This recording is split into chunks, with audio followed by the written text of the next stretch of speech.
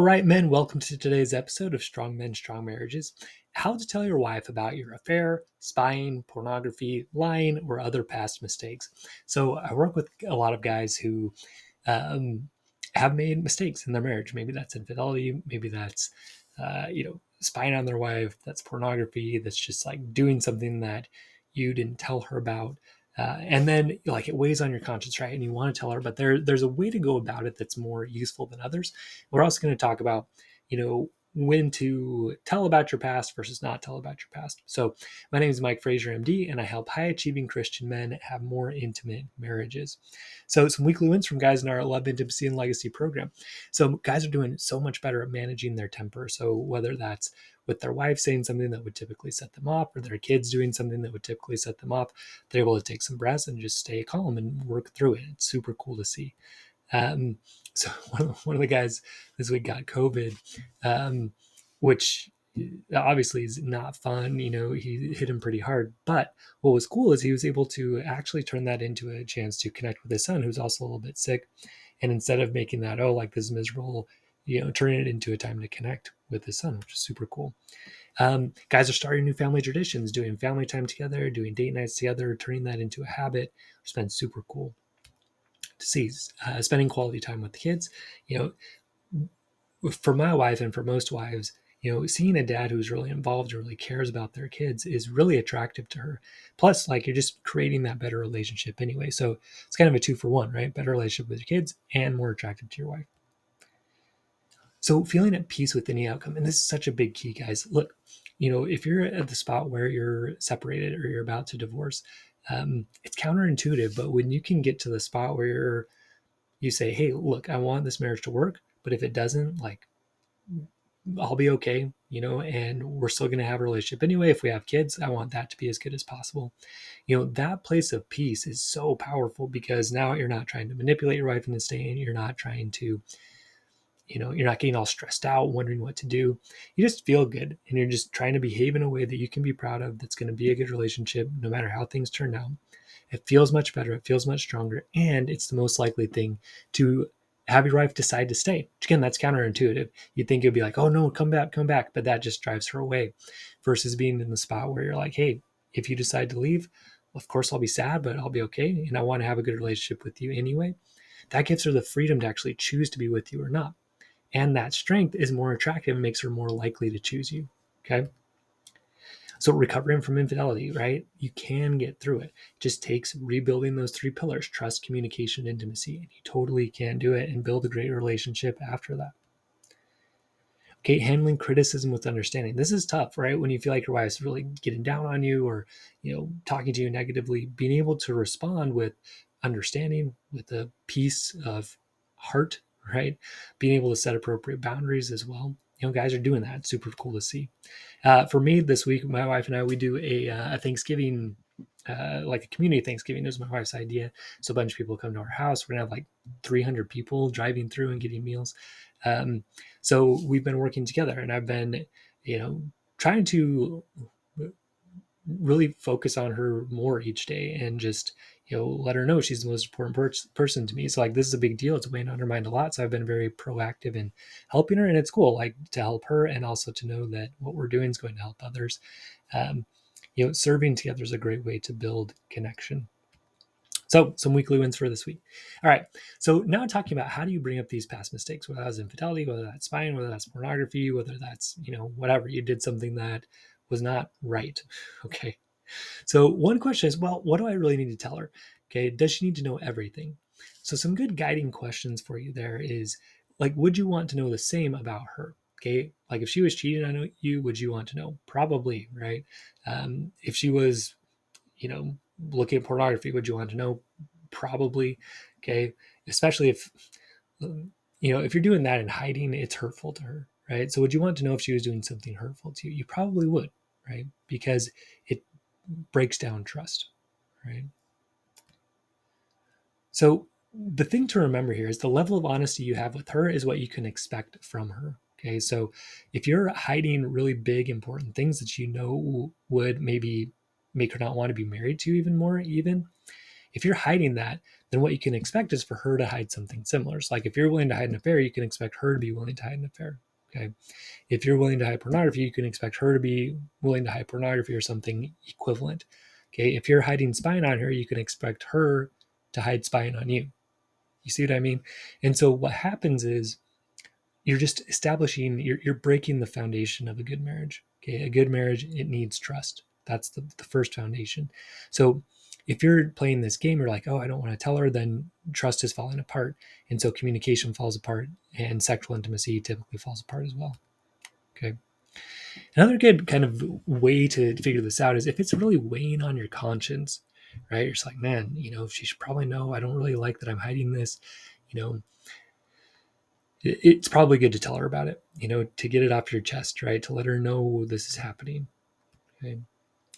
Another good rule of thumb is like if it's happened while you've been married, it's probably right to, let her know about it.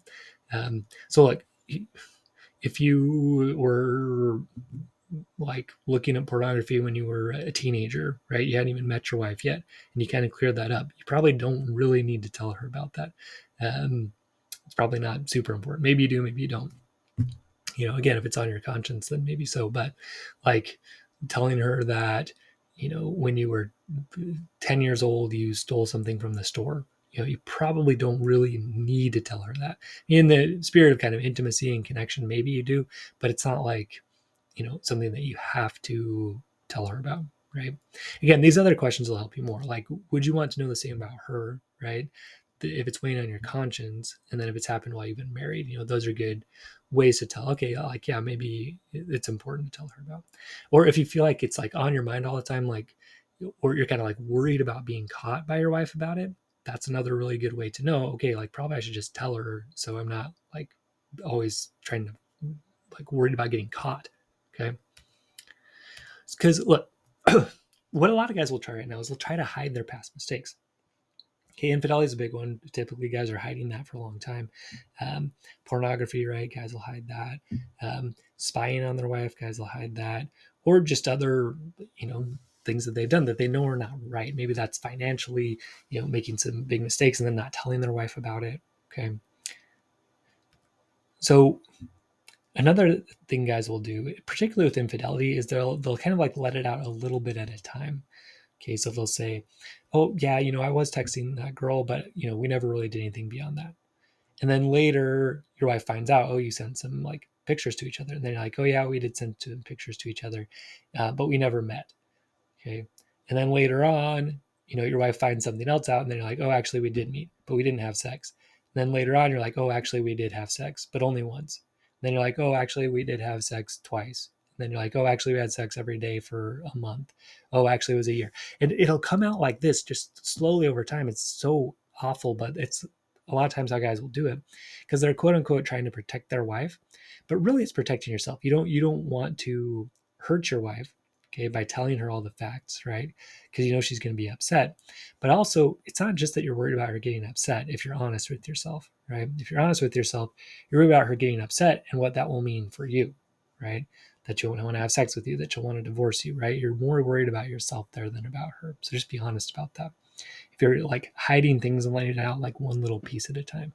Same thing as with pornography. Oh yeah, I look once in a while. Oh, actually, it's once a week. Oh, actually, it's every day. Oh, actually, it's 10 times a day. Right? A lot of times it'll come out like that. It just is not a good way to do it. Okay. Another thing guys will do is they'll think, hey, like what she doesn't know won't hurt her. If I tell her, it's going to make things worse, right? So actually, I'm protecting her. But again, if you're honest with yourself, that's not true, right? This is not a protection. Like keeping her safe would be not doing this stuff. Okay. So when you do it, it is hurtful to her, even if she doesn't know, because it's destroying trust. You're not being a trustworthy person. You're not being a good choice for her. Okay. When you're doing these things. So you're kind of like hiding that you're not a good choice. That's very selfish, right? And it's not good for her. Okay, so a lot of times guys do, they'll spy on their wife, right? They'll look at her phone, they'll look at her, whatever, and then they'll find something that they want to tell their wife about, but then they can't, right? Because they have got the information like illegally. It's kind of like you watch these crime shows or whatever, and you know if the information was obtained in an illegal way, they can't use it in court. So that's kind of like what's happened here. You've obtained it illegally, so now, like, how do I tell her? Because if I tell her, now I have to tell her that I was spying on her, and so now you're just kind of caught, and you can't really tell her what you know, because then you're going to have to expose that you were also being secretive. And you're just in a bad spot. Okay. So again, hiding past mistakes, it usually doesn't work, because usually she finds out, and it's way worse when she finds out versus you just telling her about it. Okay. Because again, it has to do with trust. If she has to find out about this stuff, trust is blown. She versus if you come to her and tell her, okay, trust is also blown, but it's a lot better than if she just finds out about it on her own. Okay. Again, letting facts out a little at a time. It's like death by a thousand cuts, right? And like every time that you say, oh, that's it, but then you're like, oh, but actually there's more, that is again re-breaking trust. So it's just getting broken over and over and over again, versus just letting her know, okay, and then letting her recover. This time you like break her finger, and then it starts to recover, and then you break it again, okay, and then it starts to recover, and then you break it again, when you like let things out a little at a time, versus like one break. Okay, yeah, that was a bad break, but now it can get reset and heal, versus, okay, yeah, we broke it, and now we're going to break it again a month later when she finds out something else. Okay, so don't do that. Okay, so again, if you think what she doesn't know won't hurt her, okay, if I tell her it'll make things worse, if you're lying, it does hurt her. Okay, you're being selfish with it. Okay, it also weighs on you, it weighs on her. You guys can't communicate well, you're hiding stuff all the time. It's hurtful to everybody. Okay, plus you're a bad example to the kids when you do that. So look, just don't do it. All right. And spying on her, the problem is now you're stuck. You don't know what to do with that information, because you can't tell her about it, but you're thinking about it all the time. It's just a bad place to be. Okay, so what do you do instead? Instead, you got to remember that trust is the foundation of a good marriage. Okay, so your wife needs to trust you that you'll take care of her body, she'll take care of her physically, but also her heart. Body, mind, heart, and spirit. You're going to take care of her, right? You're going to keep her safe. Okay, you're certainly not going to be one that, at least not the one to hurt her in those areas. Okay. So John 8:32 says the truth will set you free. Okay. Now, it doesn't mean that it's not going to hurt when you tell her the truth, because it will, right?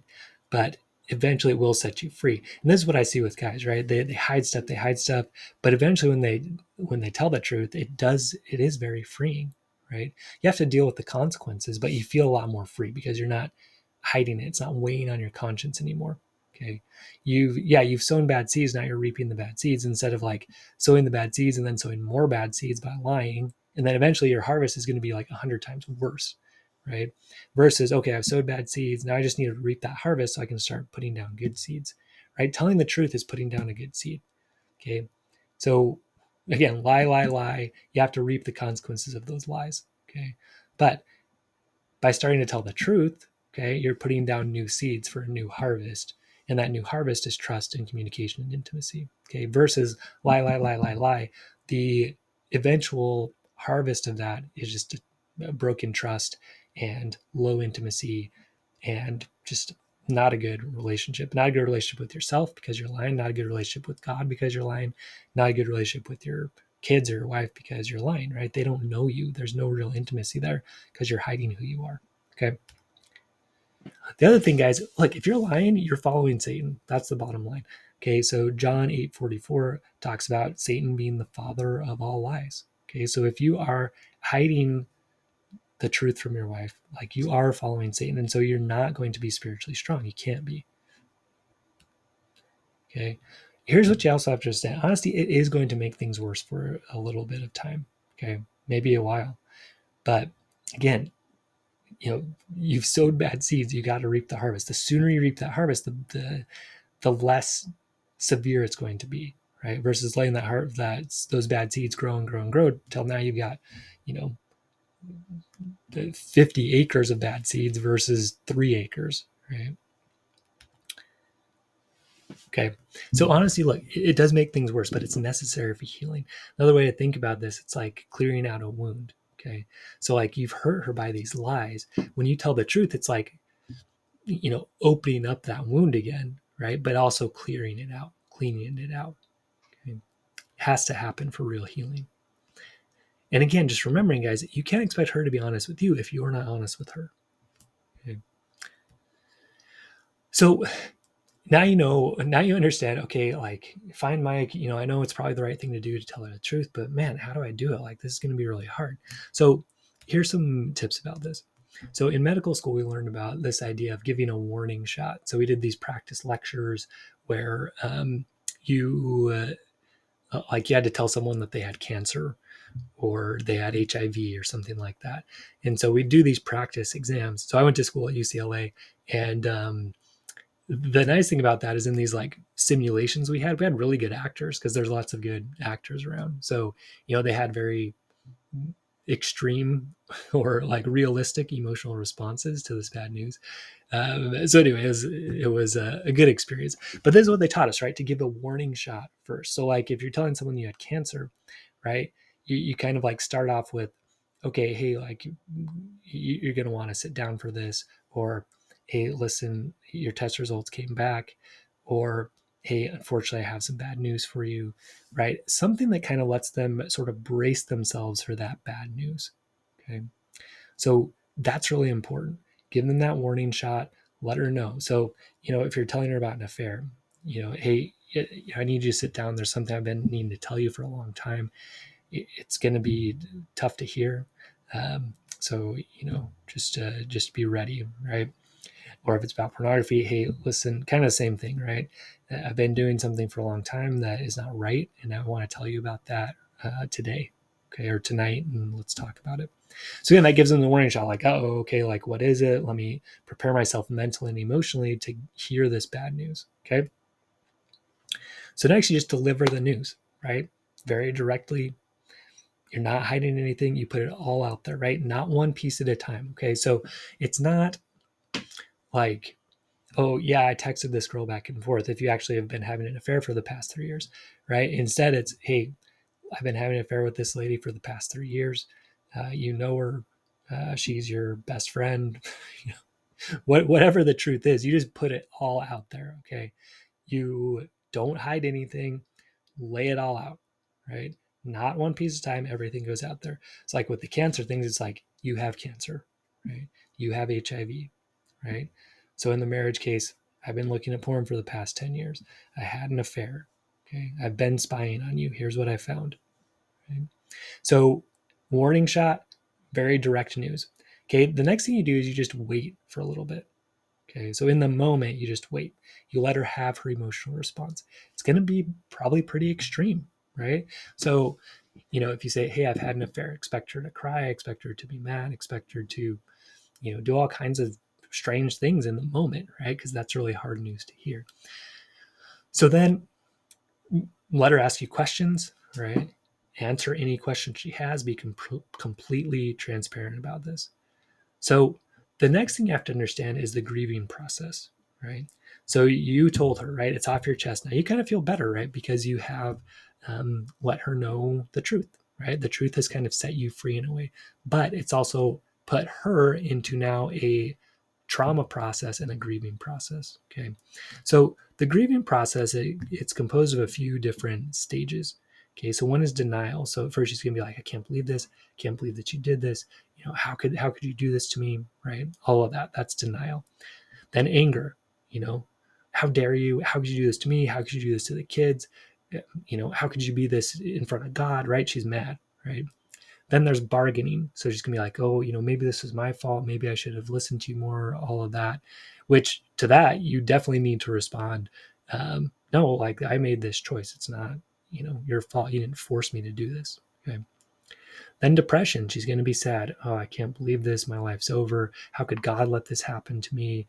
Right. I've been trying to do what's right. How could you do this? How could God do this? Right. Kind of anger, also depression. Maybe my life's not worth living anymore. If it gets to that point, make sure she's getting some help, some professional help. And then eventually to acceptance, which is more of a new normal.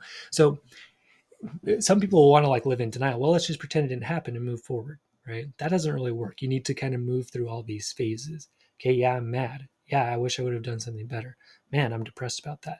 Then eventually it's acceptance, hey, that happened. and that's part of our history, and we never want to go there again. But also, like, we learned from it, and we learned how to create real intimacy. And I'm actually proud of my husband that he was able to tell me the truth here. Yeah, it was hard to hear. I didn't like it at the time, but I can respect that he actually told me, and that we could really work on our issues because of that, right? So that's what acceptance looks like. Okay, it's not saying like, oh yeah, it's great he did that. It's like, man, it was awful he did that, but we were able to take something from that and get through it. Okay, just understand that process, and that it's not linear, right? So she might be at acceptance one day, and then the next day she's angry again, or the next day she's in denial again, or the next day she's depressed again, right? It's going to go through all those phases at different times, and you just need to understand, shoot, man, this is the harvest, right? I planted some really bad seeds here, now I'm reaping that harvest. Eventually that harvest will be done, right? Eventually you'll get through it, eventually you'll get to acceptance, but it's going to take some time, right? Especially, let's say you've had an affair for 10 years, right? Just expect it. Look, if it was 10 years of negative behavior, maybe it's going to take 10 years of positive behavior to really recover. Usually it doesn't, but it's just good mentally to kind of think of it that way. Dang, 10 years of bad, now I got to sow 10 years of good to get a similar harvest. Okay. Again, it probably won't take that long, but just keeping that in your mind will help you really think clearly, instead of getting impatient, like, okay, let's hurry this up and get through this. Like, hey, no, I put 10 bad years down. I need to put 10 good years in. Good, right? The other thing you need to understand is how trust is built. Okay. So you just exposed that you had been untrustworthy, right? And you feel good and you're like, okay, yeah, now I'm going to tell the truth. But she can't trust that, right? You broke her trust. Like, I like to talk about the brick house of trust, right? Where each brick is a promise that you make and keep. Okay. So if you had an affair, or you're looking at pornography for a long time, or you've done something else really big, that basically knocks down that brick house of trust. Okay. So you can't ask her to trust you. You knock that down. The way that you're going to earn it back is by making and keeping promises over time. So when you say you're going to take the trash out, you take it out. When you say you're going to pick the kids up, you pick them up. When you say you're going to be somewhere at 3, you're there at 3, 2:55, right? So that's how you'll rebuild trust. It's not by asking her to trust you. Okay. You can ask her to forgive you, and she can choose to do that. You can ask her to have faith that things can get better. She can choose to do that, but she can't choose to trust you. Okay. She can choose to have faith that maybe this time you will tell the truth. She can choose to believe that, but trust has to be earned, right? You have to earn her trust by being honest over time. Another thing that will speed that up is to let your promises be verified as much as you can. So you're like, hey, I'm not going to look at pornography. By the way, here's all my login information, and here's like a software you can use to check on my stuff, right? Same thing with an affair. Okay, she's going to want to be able to verify the communication that you're having. And she might be like, oh, I don't want to do that. I want to trust you. To be like, that's fine. You don't have to look at it. But I want to make sure you can if you want. Because look, I broke your trust. The only way you're going to trust me again is if you can verify that I'm telling you the truth, right? I lost the chance for me to say something and for you to just believe that it's true. Okay, I lost that chance. Okay, you can't trust me that way right now. So when you really understand that and communicate that to her and understand, hey, look, yeah, the more she can see that I'm telling the truth, the better. That's great. Be transparent. Okay. All right. So kind of to summarize, right? If you are sitting on a big secret, right, that's kind of weighing on your conscience that you kind of know you should tell your wife about, don't wait. Okay. Just do it. Give her that warning shot, right? Tell her some bad news is coming, and then give her the whole thing, right? Lay it all out there. Don't hold anything back. Then let her have her reaction in the moment. And then understand there's going to be that grieving process: denial, anger, bargaining, depression, acceptance. Okay. Work through it. Understand you've got to, you've put down a bad seeds for a long time, right? Say it's like 10 years of bad seeds. You're going to reap a harvest of that right now. But when you start telling the truth, that's putting down good seeds, right? Just in your mind, think, okay, it was 10 years bad, 10 years of good. Probably won't take that long, but just use that as your time frame, because that'll help you be patient. Okay. Right. So trust, it's necessary for a great marriage. You can't have a great marriage without it. All right. If you're lying all the time to her, she's lying all the time. Just expect her to lie all the time to you also. And just know your communication is not going to be that good. You're not going to have very good mental emotional connection because you can't trust each other. Your sexual connection will probably drop off as well. right? So again, telling the truth, it is difficult at first, and it probably will make things worse for a time, okay? But it's necessary for trust, okay? It's like those lies are like a wound that's infected, and just like leaving the infection there isn't the solution. You have to open it up, which hurts. You have to dig the infection out, which hurts, but that's what creates real healing, okay? So be as truthful with her as you want her to be with you. That's a principle, right? You want her to be honest with you, be honest with her. So it requires spiritual, mental, and emotional strength to tell the truth. I think to me, it's mainly spiritual strength. Okay. The courage to say, hey, look, I'm tired of lying and I want to be honest because that's who Christ wants me to be. I don't want to be following the father of lies, right? I don't want to be following Satan. I want to follow Jesus and truth. Like Jesus says, he's the way, the truth, and the life. So look, if I want to be like Jesus, I've got to be a man of truth, okay? Spiritual strength. But then you need that spiritual, mental, emotional strength to manage your wife's response to the truth. Okay. Because look, she's going to be going through some very extreme emotions. Okay. Again, denial, anger, bargaining, depression, acceptance. So you need to be steady through that. You need to be connected to God through that. You need to have the skills to really manage your own emotions, to be able to listen to her, okay, communicate understanding to her, to earn trust back over time. Okay. And eventually you can get back to intimacy, but it's going to take that spiritual, mental, emotional, and sexual strength to get there, right? You got to be trustworthy, tell her the truth. You got to be able to listen to her well, manage your emotions well enough so that you're not just, being like, well, yeah, I told you the truth and now you're mad. That's not fair. And I'm not going to tell the truth again. That's very immature, very whiny, but also very common and what leads to problems. So you've got to be able to manage your emotions. You've got to be able to manage your thoughts. And we learn how to do all of that in my program, Love, Intimacy, and Legacy. So if you're sitting on a big secret that you want to tell your wife, or maybe you've told her, or maybe you're not sure how to tell her, right? Come join, right? We have guys in this situation. We help you work through this, and you totally can work through it. Okay. It does require these strengths and skills, right? You got to build trust. You got to build communication. You got to build intimacy. You got to have spiritual, mental, emotional, physical, and sexual strength. And we learn how to do all of that in the program. Okay. So if you're a high achieving Christian guy who wants to create an intimate, loving, connected, happy marriage, okay, even after you bring up something really terrible that you've done in the past, okay, you can get there. Come join us in Love, Intimacy, and Legacy. Visit strongmenstrongmarriages.com. You'll schedule a call and then fill out an application that we will review on that call. It's also in the show notes. So again, that's strongmenstrongmarriages.com, or click the link in the show notes. All right, men, stay strong. We will see you next episode.